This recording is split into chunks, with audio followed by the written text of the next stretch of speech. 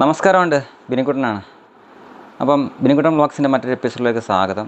അപ്പോൾ എൻ്റെ പ്രേക്ഷകരോട് എനിക്ക് പറയാനുള്ളത്, പ്രത്യേകിച്ച് നമ്മുടെ വണ്ടിയുടെ ഓണർഷിപ്പുമായിട്ട് ബന്ധപ്പെട്ടാണ്.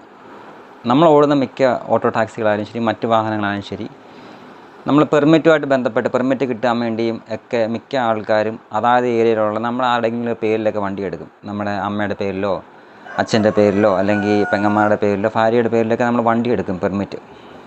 പെർമിറ്റ് കിട്ടാൻ വേണ്ടിയാണ് ഓണർഷിപ്പ് അവരെ വെക്കുന്നത്. കാരണം ഓണർമാരുള്ള അഡ്രസ്സ് അനുസരിച്ചാണ് വണ്ടികൾക്ക് പെർമിറ്റ് കിട്ടുകയുള്ളത്, ഓട്ടോ ടാക്സികൾക്ക് പ്രത്യേകിച്ച്. അപ്പോൾ അങ്ങനെ നമ്മൾ പെർമിറ്റ് എടുക്കുമ്പോൾ നമ്മുടെ വണ്ടിക്ക് ഫുള്ള് പേപ്പർ എപ്പോഴും കണ്ടീഷൻ ആണോ എന്ന് നോക്കേണ്ട ഉത്തരവാദിത്തം ഈ ഓണർമാർക്കാണ്.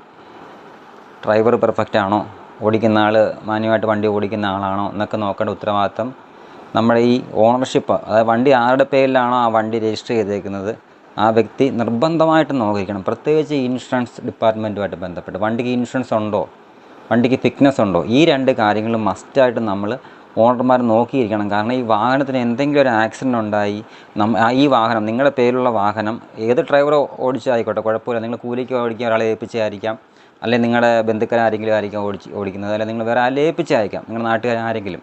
ഈ വാഹനം വേറൊരു വാഹനമായി തട്ടുകയോ ആ വേറൊരു വണ്ടി വന്ന് നമ്മുടെ വാഹനത്തിനോ തട്ടി നമ്മുടെ വണ്ടിക്കോ നമ്മൾ ഇടിച്ച മറ്റു വാഹനത്തിനോ വണ്ടിയിലിരിക്കുന്ന യാത്രക്കാർക്കോ അല്ലെങ്കിൽ കാൽനട യാത്രക്കാർക്കോ എന്തെങ്കിലും ഒന്ന് സംഭവിച്ചു പോയി കഴിഞ്ഞാൽ വണ്ടിയുടെ ഓണർ ആരാണോ അവരാണ് കോടതിയിൽ പോയി കയറി ഇറങ്ങേണ്ടി വരിക. ചിലപ്പോൾ അകത്ത് പോയി കിടക്കേണ്ടി വരുന്നതും ഈ ഓണറായിരിക്കും.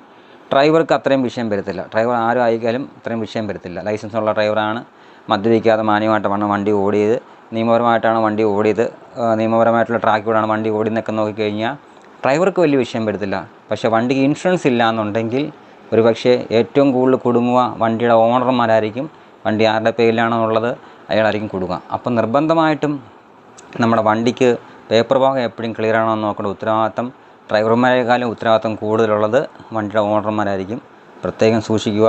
എന്തെങ്കിലും പ്രശ്നം ഉണ്ടായി കഴിഞ്ഞ് കഴിഞ്ഞാൽ കുടുങ്ങുന്നത് നിങ്ങൾ ഓണർമാരായിരിക്കും.